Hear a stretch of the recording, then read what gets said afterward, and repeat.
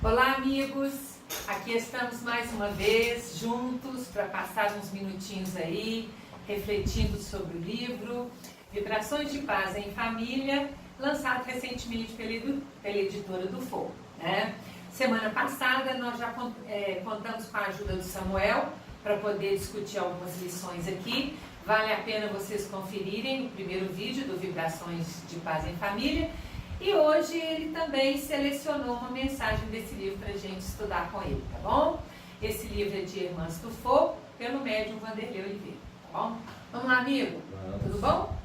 Preparado aí? Eu tenho que fazer aqui uma ressalva, porque no vídeo anterior eu meio que falei que ia abandonar a reforma íntima, mas foi um momento de rebeldia meu.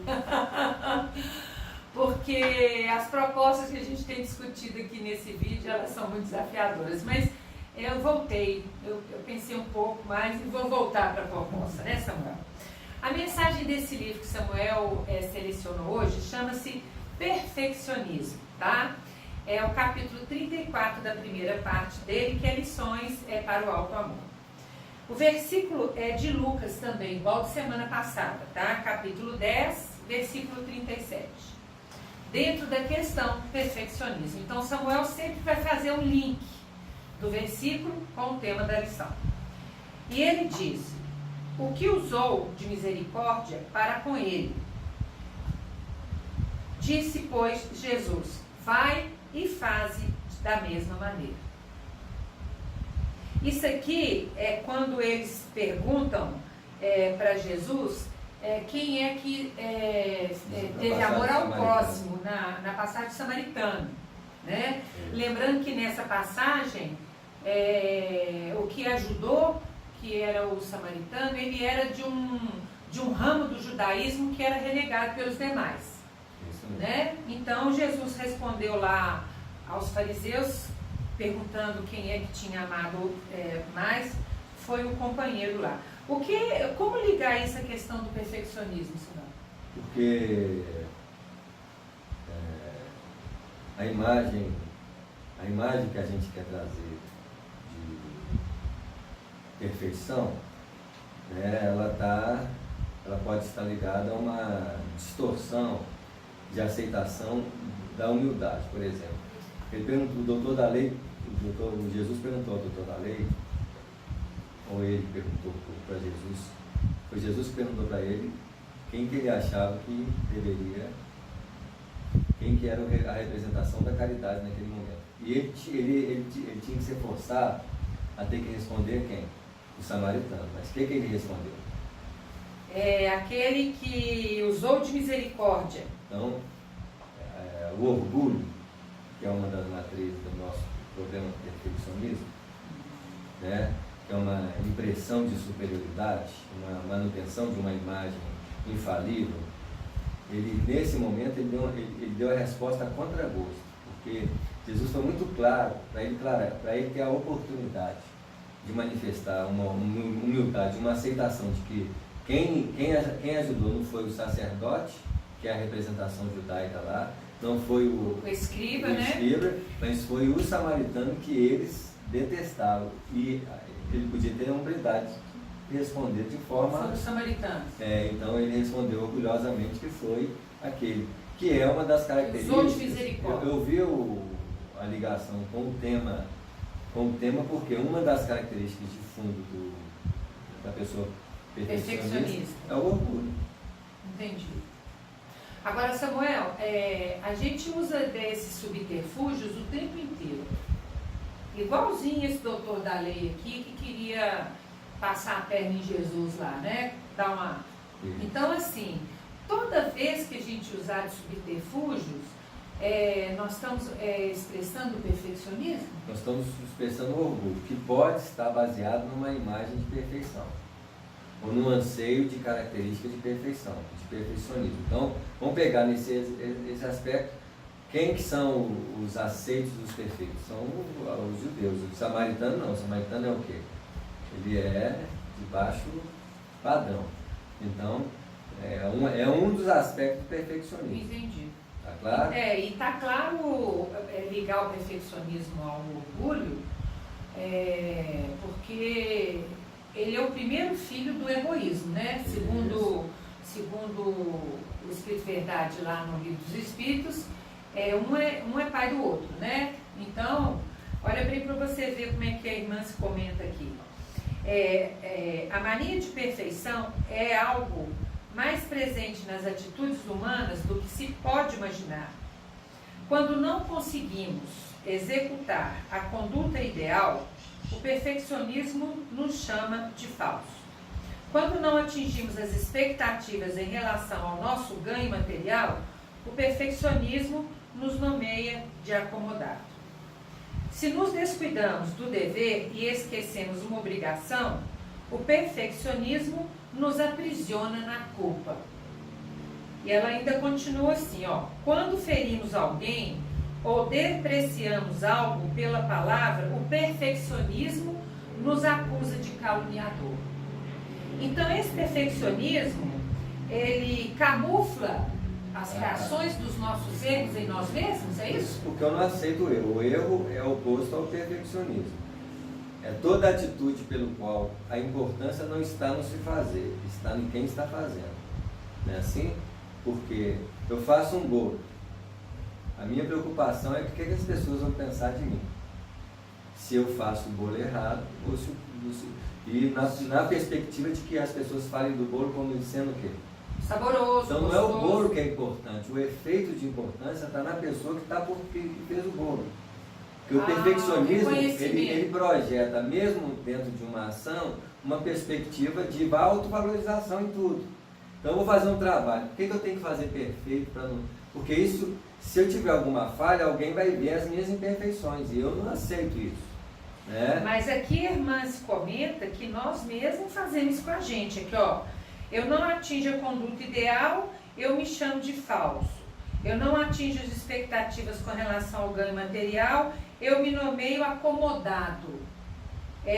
Quando eu esqueço uma obrigação, na verdade é um julgamento eu me culpo. Na verdade é um julgamento que vem de fora. Porque se for o perfeccionista, ele vai arranjar um jeito de dar uma resposta correta em relação ao que está fazendo. Então a gente não entra nessa questão de dentro do nosso próprio sistema. No caso em si caso da avaliação, o perfeccionista, ele, para criticar o defeito do outro, ele acha defeito em si mesmo. Ele acha o defeito correto, que na verdade é a projeção do próprio defeito. Tá claro? Só que o perfeccionista, ele não vai agredir, ele não vai colocar nenhum tipo de diminuição em si. Ele coloca diminuição em quem? No outro? No outro. Mas quando eu faço uma coisa errada, por exemplo, eu reconheço que foi errada e aí eu tô na culpa. Você tá humilde. Não!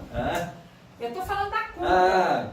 Projetando a culpa em cima. Eu fiz um troço lá. Mas o perfeccionista... E vi que eu errei e entro na culpa, direto e reto. Ele pode ter o peso da culpa porque o perfeccionista, por não acreditar, não aceitar erro, e se ele erra, qual que é o contribuinte pesado na cobrança? É a culpa.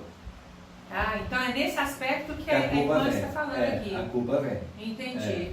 Agora, nesse caso aqui, parece que a irmã está indicando que o perfeccionista, ele sempre vai nomear, ele vai dar um nome para as circunstâncias que ele enxerga. Ele nunca vai nomear para si. Em ressonância com as suas imperfeições. Então ele vê lá, a pessoa que...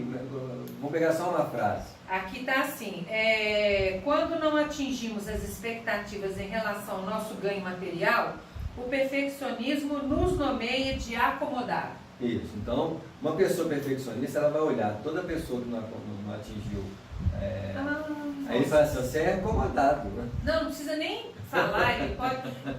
Qualquer pessoa com menos recurso financeiro não fez o bastante. É preguiçoso. Nossa, Moel, isso é muito severo.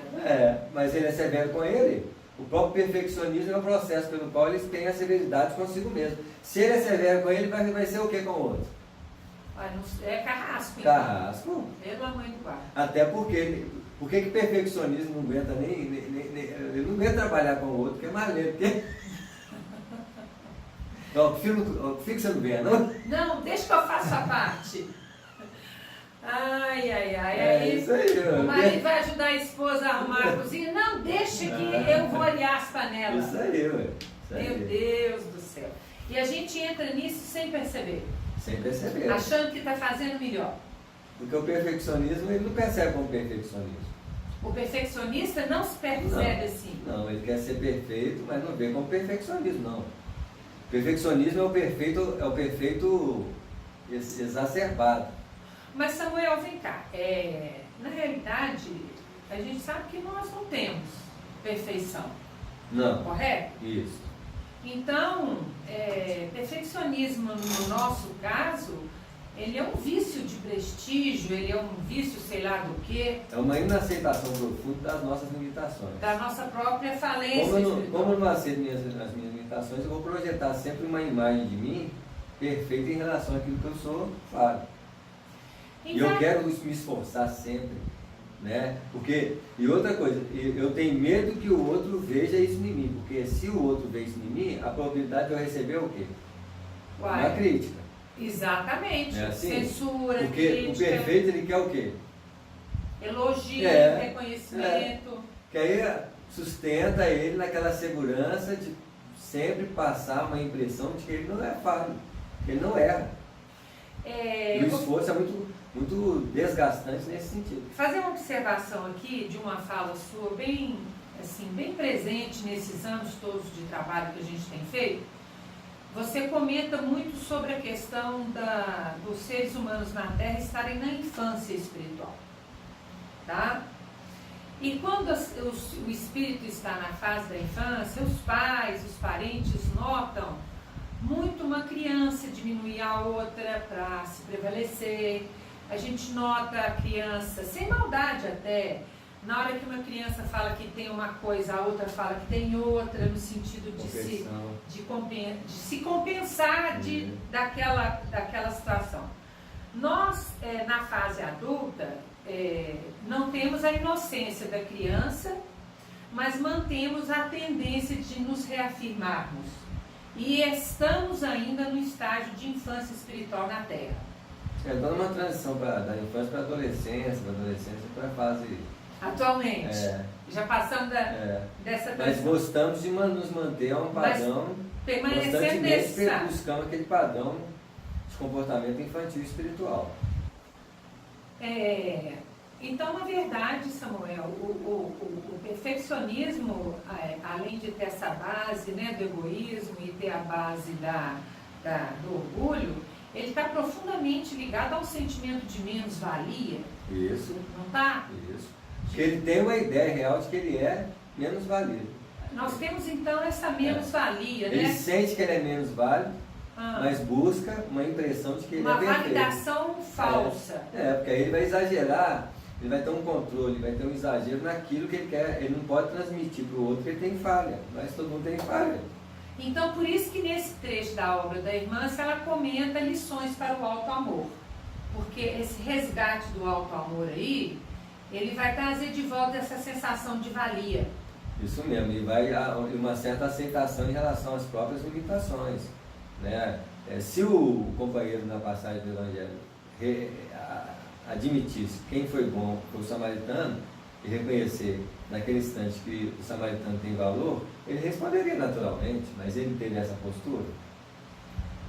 A gente pode facilmente cair nessa postura, sabe? Em qualquer ambiente nosso.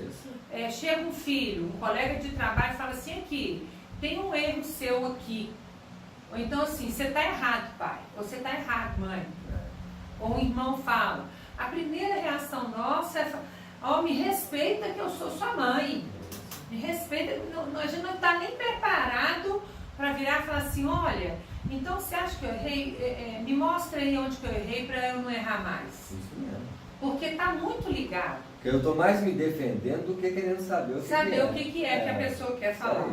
Se você realmente se interessa, o oposto do perfeccionismo, ele vai perceber que as limitações são aprendizado, são aperfeiçoamento, são melhoramento. O perfeccionista não, ele não quer admitir que ele erra. E aqui a irmã comenta o seguinte, que o perfeccionismo é uma doença da alma querendo que você seja alguém para o qual você não teve preparo, ou ser quem os outros querem que você seja. Entendeu? Eu não tenho preparo no sentido de aquisição espiritual, é isso? Você podia reler para mim só Aqui, ó. a frase. O perfeccionismo é uma doença da alma, querendo que você seja alguém para o qual não teve preparo. Isso. Ou então, seja... É o vir a ser. Então, vamos pegar o espírita nesse sentido, ele é muito craque nisso. Opa! Ele quer sempre ser humilde, elevado, nobre, só que ele não é. Então ele projeta uma imagem de vir a ser. Então, quantas vezes nós vamos ter um comportamento falso, de nobreza espiritual, de elevação que nós não temos, diante de um relacionamento, por exemplo, dentro do centro espírita, sendo que o que nós somos, aí você vai ali no centro espírita, está assim, aí você sabe, um pouquinho de tete a tete junto, aí veio o que você é. Qual que é? Aí você fica naquele constante. Por isso que espírita, por exemplo, tem uma dificuldade de encontrar outro espírita na rua. Você encontra com o espírito na rua, primeiro é um choque. Você encontra com a pessoa, primeiro é um choque para falar assim: eu estou com a imagem do elevado ou eu sou quem eu sou? Quem que está aqui agora, né? E se você viu que não tem nada errado, aí você respira. Já bem? É assim? E quer dizer, eu estou sustentado por uma imagem do vir a ser. Então eu nego a perspectiva daquilo que eu não sou. Eu não estou preparado para aquilo. É a expressão que consegue continuar a frase? É isso mesmo. E assim? aqui fala assim, ó. Ou ser quem os outros querem que Não, você fala seja. o termo da outra frase. Anterior? É.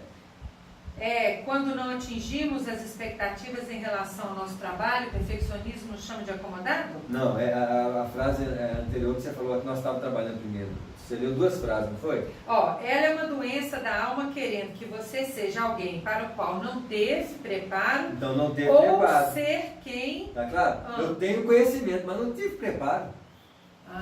Sim. Eu tenho conhecimento da humildade. Então, o conhecimento da humildade. Aí a pessoa confunde humildade com roupa.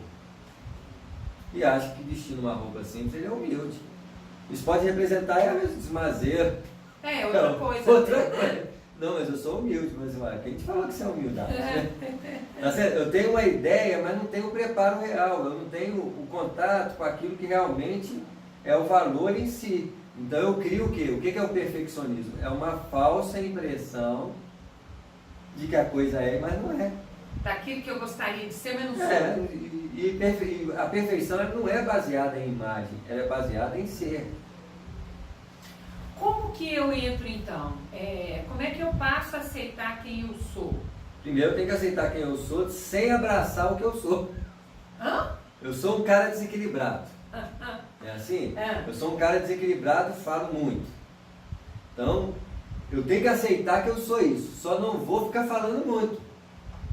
Eu sei que eu falo muito, mas eu não vou ficar falando muito. Eu vou deixar o outro falar mais do que eu. Tá claro? Mas eu aceito que eu tenho uma tendência de falar muito. Agora, o perfeccionista não. Ele fala muito, trabalha a imagem que não fala muito e fala muito. E que alguém vai, você fala muito. Não, meu filho. Falo só o essencial. Eu falo que é essencial para a vida das pessoas, o que é importante para a vida das pessoas, porque ele é perfeccionista, ele não aceita as limitações.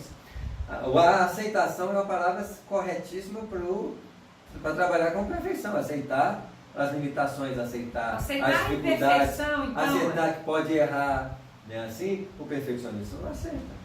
Mas olha, Samuel, nós vemos de uma cultura, desenvolvemos uma cultura de que erro está muito ligado a desvalor. Isso. E não a aprendizado. Isso mesmo. Então, errar é muito ruim na nossa visão. Entende? Entendo. E para você aceitar que aquele erro pode vir a ser uma lição e não acontecer mais, você tem que aceitar que errou. Isso mesmo. Então, se eu projeto a imagem de superioridade, olha o movimento espírita, né? Projeta a imagem da superioridade. Você começa a ler no outro livro, já começa a se enquadrar um padrão muita informação, né? Cultura. Do que trabalhar o conteúdo na sua... Então o espírita aceita que errou? Não. E se ele não aceita que errou, ele vai. Eu estou pegando o espiritismo, que é o quase o mais vivo que a gente conhece. Provavelmente toda pessoa que segue um padrão de projeção superior, ele vai ter esse problema, porque ele não vai aceitar a sua limitação. Já ao contrário, se você aceita a limitação, você vai chegar na perfeição. Porque você vai trabalhar o que você precisa trabalhar.